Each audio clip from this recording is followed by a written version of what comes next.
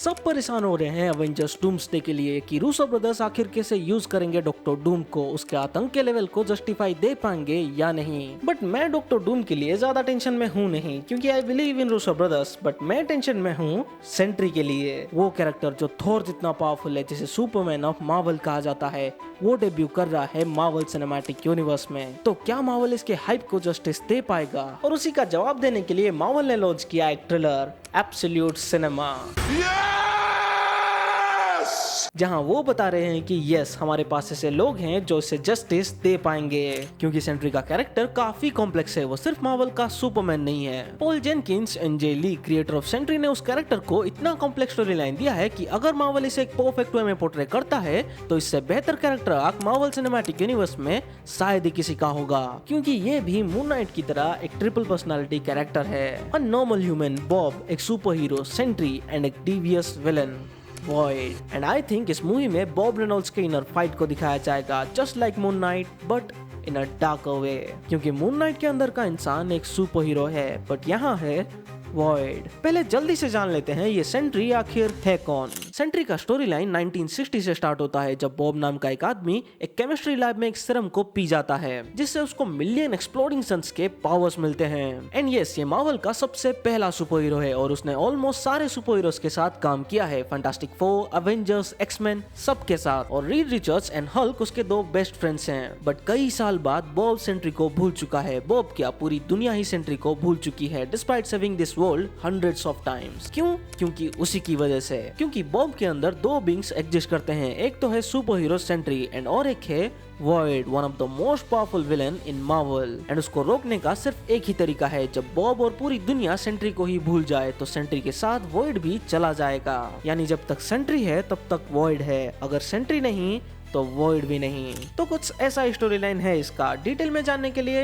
ये वीडियो देख लेना। बट उसके ओरिजिन स्टोरी में ही उसका एंडिंग दिखाया जाता है, यानी जब बॉब को सब कुछ याद आता है सेंट्री के बारे में, तब वॉइड भी आ जाता है। और वॉइड को रोकने के लिए बॉब फिर से सब कुछ भुला देता है रीड रिचर्ड्स की मदद से। बस स्टिल उसके बाद वो फिर से आता है और इस बार जो आता है उसमें उसके टॉप नॉच पावर लेवल्स को दिखाया जाता है। और उस पावर लेवल को मार्वल कैसे जस्टिफाई करेगा, क्या दिखाएगा, जिससे हमें सेंट्री के गॉड लेवल पावर्स का अंदाजा हो जाए। क्योंकि उसके फीट्स गिनाने बैठूं तो ये वीडियो 1 घंटे की भी हो सकती है।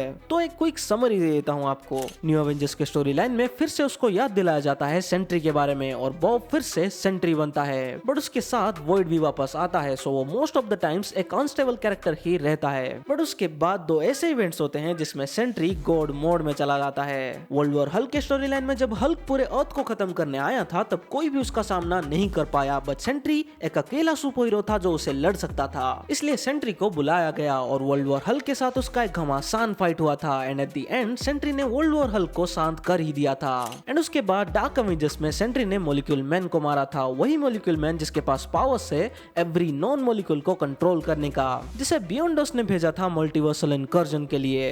एंड उसके बाद सीज के स्टोरी लाइन में जब सेंट्री आउट ऑफ कंट्रोल हो जाता है, यानी वॉइड उस पर हावी हो जाता है, तब डार्क अवेंजर्स एस्गार्ड पर अटैक करते हैं और उस फाइट में Sentry god of war Ares को बीच से फाड़ देता है। और उसी स्टोरी लाइन में उसका एंड भी होता है जब God of thunder all father Thor with Odin force Bob को उसके वॉइड के फॉर्म में मार देता है। यहाँ पे एक डिबेट हो सकता है कि थॉर ज्यादा पावरफुल है या सेंट्री, बट मेन चीज ये है कि सेंट्री कितना ज्यादा पावरफुल है वो देखो आप। Just imagine world War Hulk and Thor एक ही बंदे के खिलाफ। और ये सब होने के बाद फिर से वो आता है, उसमें भी बहुत कुछ कांड करता है, बट एट द एंड उसे सिर्फ एक ही विलेन मार पाया और वो है Knull, the god of symbiote. But वो डेथ भी सेंट्री के पावर लेवल को जस्टिफाई नहीं करता है। आई एम प्रीटी श्योर वो फिर से जरूर आएगा, बट पॉइंट ये आता है कि इस लेवल के कैरेक्टर को मार्वल किस वे में दिखाएगा। और उसी का जवाब देते हुए मार्वल ने रिलीज किया थंडरबोल्ट्स का एक कोर ट्रेलर एब्सोल्यूट सिनेमा।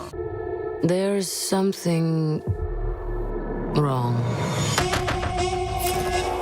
जिसमें मार्वल ने दिखाया एब्सोल्यूट सिनेमा को बनाने के लिए absolute goated cast and crew है हमारे पास। मिडसमर की डैनी हमारी ये लीना है, डिफरेंट मैन का एडवर्ड हमारा बकी यानी विंटर सोल्जर है, and You Hurt My Feelings की बेथ हमारी वैलेंटीना है। और मैं इस लिस्ट को थोड़ा और बड़ा करता हूँ, टॉप गन मैवरिक का बॉब एंड कैश 22 का मेजर मेजर मेजर मेजर हमारा सेंट्री है। और फिर दिखाया जाता है writer and director from the Beef जिसने 3 प्राइम टाइम एमी अवार्ड्स जीता है, cinematographer of the Green Knight जिसमें हमारे स्लमडॉग मिलियनेयर देव पटेल भी है, हैं, then production designer of Hereditary, editor of Minari and composer of Everything Everywhere All at Once. And खबर आ रही है कि थंडरबोल्ट्स की quality captain America and the winter soldier जितनी है। मतलब तुम समझ रहे हो, वो एक लौती मूवी जिसे पूरे एमसीयू के स्टैंड अलोन मूवी में से बेस्ट मानी जाती है, उस लेवल की है थंडरबोल्ट्स। और इसी ट्रेलर में कुछ डिटेल्स भी देखने को मिलते हैं, जिसे देखने के बाद साफ पता चलता है कि इस मूवी का प्लॉट सेंट्री के अराउंड ही रिवॉल्व करेगा। जैसे कि ट्रेलर के स्टार्ट में दो येलिना दिखाई जाती है। मोस्ट प्रोबेबली ये येलिना एक पास्ट वर्जन होगी, जो कि हेयर स्टाइल देख के पता लगता है। एंड ये सीन से मुझे थोड़ा आइडिया हो रहा है कि ये मूवी किस तरीके का प्लॉट पोर्ट्रे करेगी। और सेंट्री अब तक सारे ट्रेलर्स में उसका आधा पौना लुक दिखाया जा रहा था, जैसे कि उसके उड़ने का सीन हो गया या फिर सबको साड़ों में बदलने का सीन।